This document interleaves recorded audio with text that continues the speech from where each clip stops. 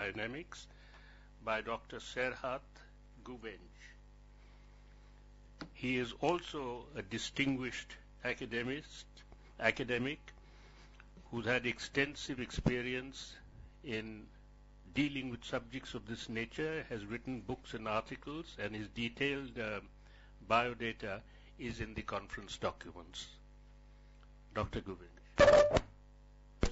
Thank you, Mr. Chairman. First, I would like to, ladies and gentlemen, distinguished members, distinguished guests, I would like to thank organizers for inviting me to this conference. It has been a thrilling experience for me. It's my first time in India. And the title of this conference initially puzzled me because when I first got the invitation, where is this West Asia, in the world? West and Asia do not come together in the part of the world I come from. West is identified with Europe and North America, whereas Asia is the East.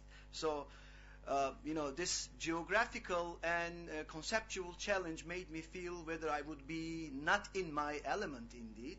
But a number of things happened that reminded me that a nomad scholar is at home in his or her element wherever he goes. I met acquaintances from before. I reunited with some friends, and yesterday, Professor Samin, who will be hosting my next presentation in Australia, grabbed me and said, send me your synopsis. So I said, this world is way too small to feel, alienated in any way. Now, to begin with my discussion, I would like to share my working assumption. My assumption is that Turkey has been transforming since the mid-1990s from a national security state to a trading state. And this transformation has affected its behavior in foreign policy and in security matters. I should elaborate a little bit on what I mean by this transformation. I would like to go back to an introductory international relations textbooks I have been using for years by Joseph Nye, Understanding International Conflict and Cooperation. Now, the new edition, he has a co-author, but for the sake of helping students to make sense of the world or conceptualization of the world, he offers two extreme cases, which he calls the ideal realist environment, which is the approximation of Thomas Hobbes' state of nature, where states are the only actors, where military security is the most important issue for actors, and military power is the most effective instrument in the toolbox of states, etc.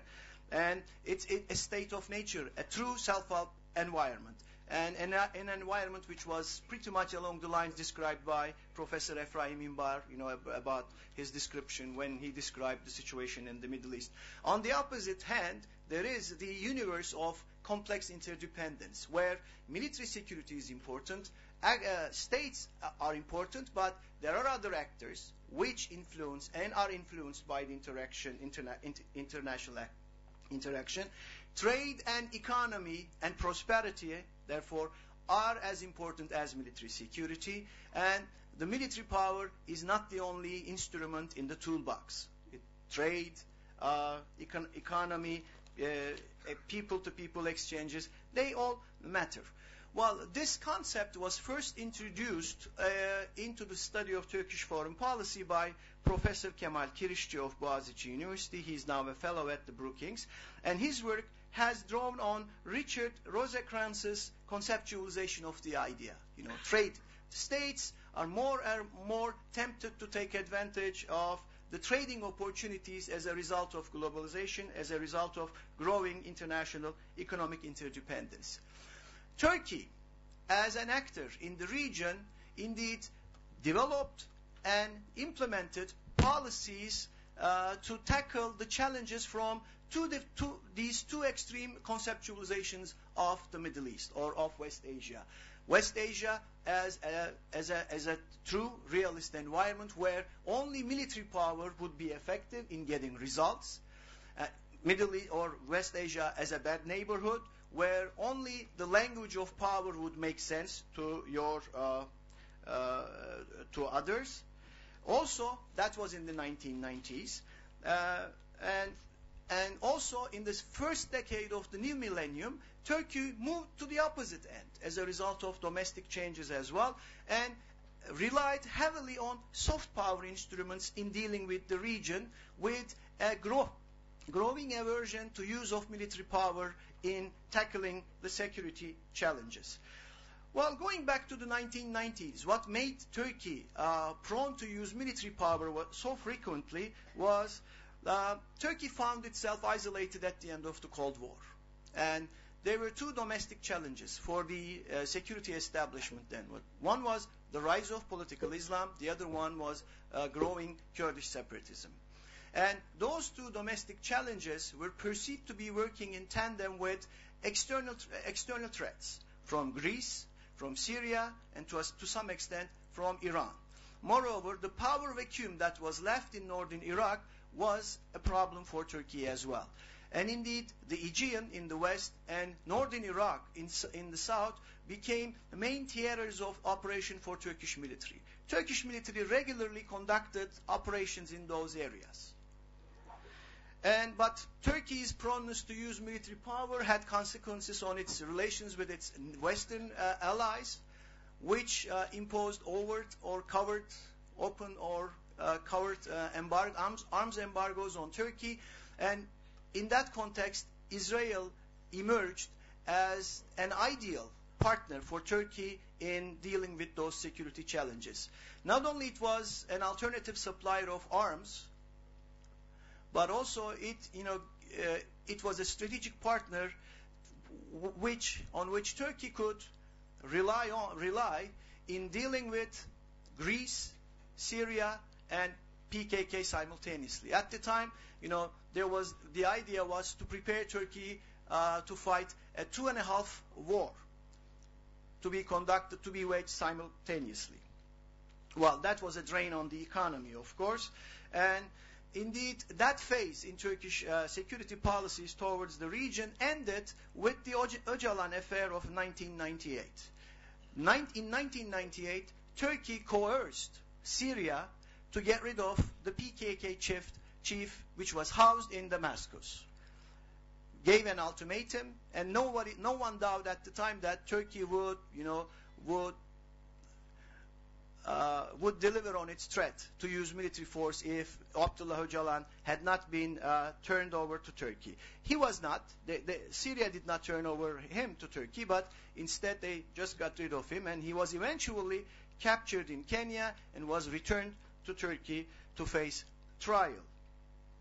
That was an important turning point, because a year after that, Turkey was granted candidacy status in the European Union, which was a big change.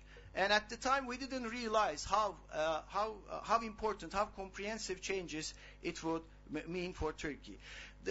But to have an impact, we had to wait a little more until 2001, when Turkey went through the worst financial and economic crisis of its history. In 2001, Turkey nearly bankrupt, and the reliance of hard security, hard power, waging counterinsurgency for such a long time took its toll on Turkish economy. Economically, the country was unsustainable. This was shortly followed by 9/11. Therefore, the EU candidacy, the homegrown financial meltdown, and 9/11 set the context for Turkey's move away from national security state to a trading state.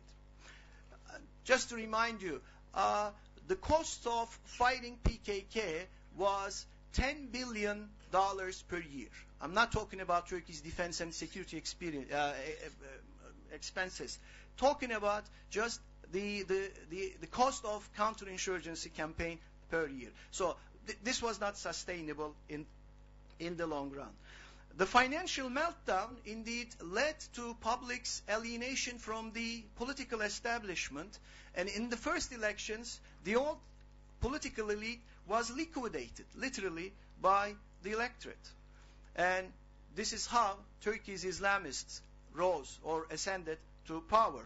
In 2002, it was a fresh party.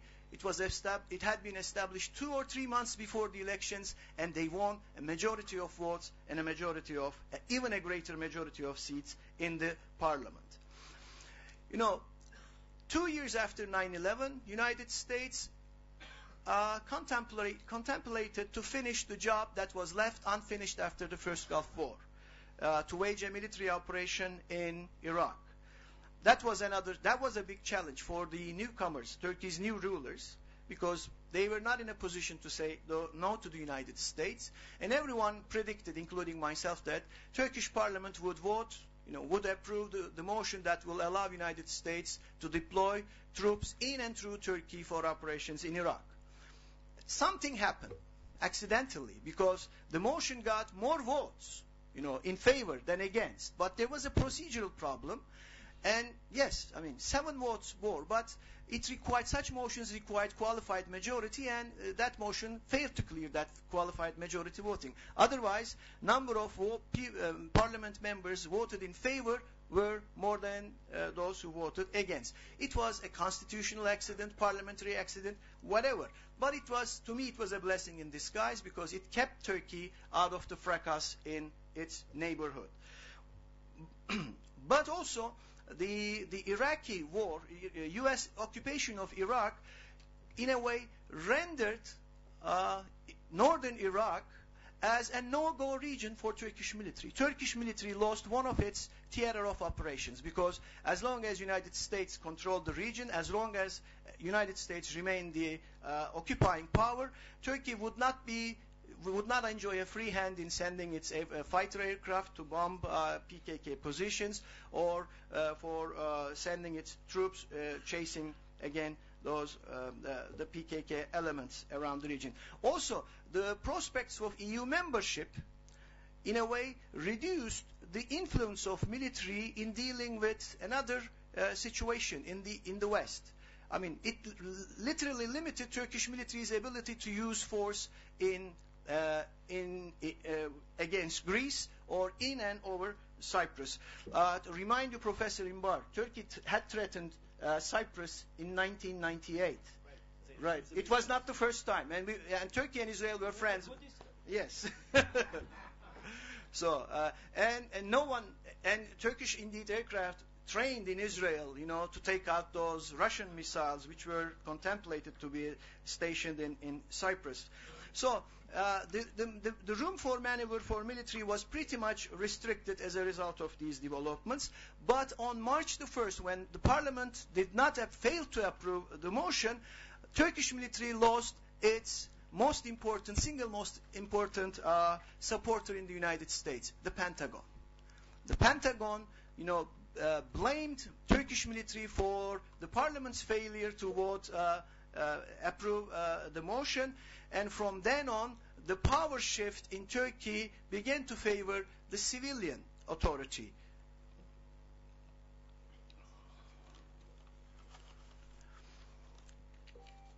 So, in addition to all these factors, I have to mention, or I have to say a few words about the Justice and Development, a party with Islamist roots. From time to time, we consider JDP an example of mainstream Islamist political parties in West Asia. Well, it represents the rising middle classes of Central Anatolia, called Anatolian Tigers, or sometimes they are referred to as Islamic Calvinists as well. So this constituency is very much interested opportunities for trade and economic benefits overseas.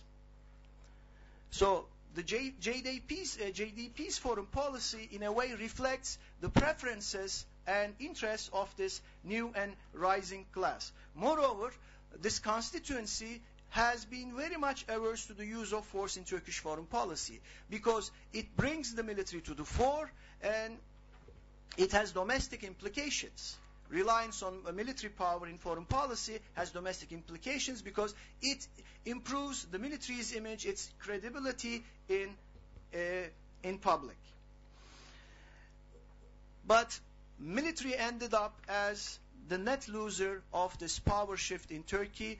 Also, all these new dynamics, regional and international dynamics. That gave the ruling JDP a good opportunity and a pretext to dismantle the old national security apparatus. We did not hear the word national security for a long time in discussing, when we discuss, or when foreign policy was discussed or elaborated. And at the time, Turkey used soft power in its foreign policy. Well, the conditions were not very permissive for employment of hard power anyway, and the new actors in Turkey, new rulers in Turkey, had no interest whatsoever in using hard power. Therefore, trade and economic linkages became top the agenda of Turkish approach to regions in the neighboring regions. And what helped Turkey accumulate soft power, my interpretation is that, was its process of Europeanization. You know, Europeanization gave impetus to Turkey's reform efforts, economic and political reform efforts. The face of the country changed tremendously within a short period of time. In 5 days, in terms of political and economic liberties, Turkey made a lot of progress. As for the new international identity of Turkey, you know, no longer a national security state but a trading state, I think most domestic actors reckon that Turkey had changed. A few examples I would like to share with you to illustrate how cognizant they were. Recently, military made 2 attempts to influence the political processes. One was back in April 2007. You know, the chief of staff at the time made an announcement on the website of Turkish General Staff. But to post his announcement, he waited until the end of the week, until Friday, and until close of business at Istanbul Stock Exchange. Because they did not want to be blamed for, you know, if something went wrong with the stock exchange, you know, if stock prices fell sharply.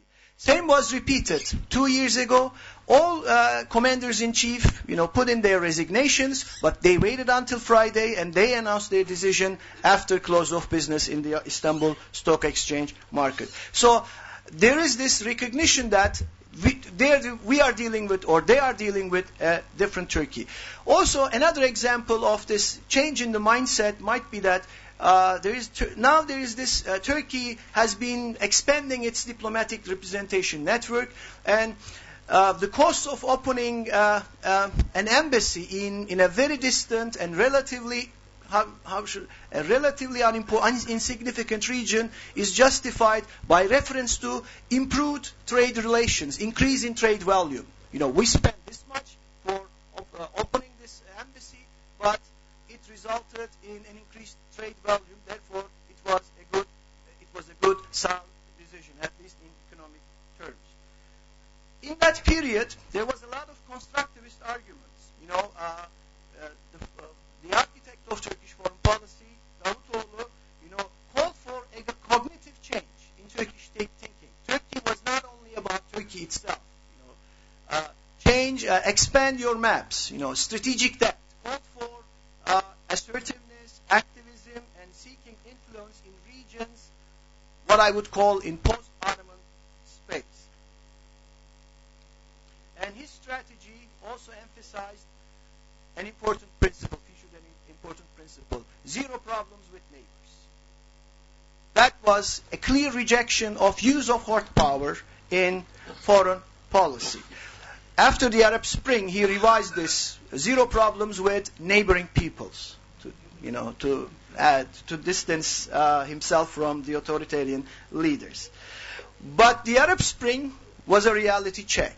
It showed Turkey the limits of soft power in influencing the dynamics of the region, and the influence or the effect Turkey could have on the whole process, or on the whole Arab Spring issue. So what drives Turkish approach to the region currently? Well, I can list 3 factors. One is pragmatism / realism. Second is trade and economic considerations. Third is ideology. I mean, you may change the order, but these are pretty much the parameters of Turkish approach to the region. Well, pragmatism or realism sometimes, can manifest itself as contradictions in rhetoric and in action. For instance, in the case of Libya, Turkish Prime Minister Erdogan spoke against UN involvement, NATO involvement initially. In 2 weeks, he was talking totally a different language. Ankara was pushing NATO to get to take over the operation so that Turkey would not be elbowed out by France, who was reluctant to get NATO involved. Trade and economic considerations. Just to give you an idea, while Mursi was negotiating a $5 billion loan with IMF, Ankara extended a $2 billion loan to Egypt in exchange of $8 billion investment opportunities of $8 billion in Egypt.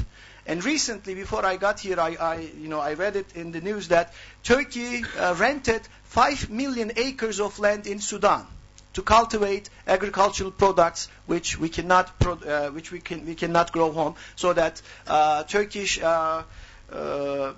will be paying less for those items. And finally, ideology. You can sense sometimes an implicit, sometimes an explicit anti-Western rhetoric, especially when Turkey's efforts are frustrated. For instance, the Syria is a case in point.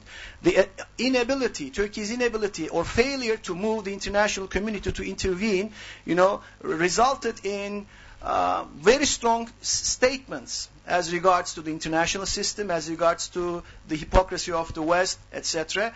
And all these statements were made when Turkey asked NATO to deploy Patriot batteries to defend itself against weapons of mass destruction threat from the region. Indeed, a scholar who's very close to the government, titled his column in today's Zaman, "A revisionist that needs NATO help for protection." So those kind of contradictions probably spring up from the ideological inclinations of the ruling elite. The assumption is the West is on decline and the rest is on the rise. So this is perceived as a window of opportunity, and there is also a rejection, not very strong, but the Westphalian understanding of international order. There is this rejection of the notion of territorial sovereign state and a civilizational understanding of the world.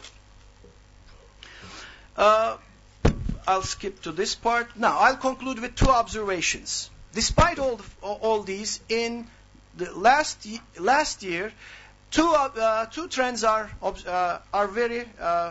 observable. Turkish security policy towards the region has been re-westernized and remilitarized, at least in rhetoric.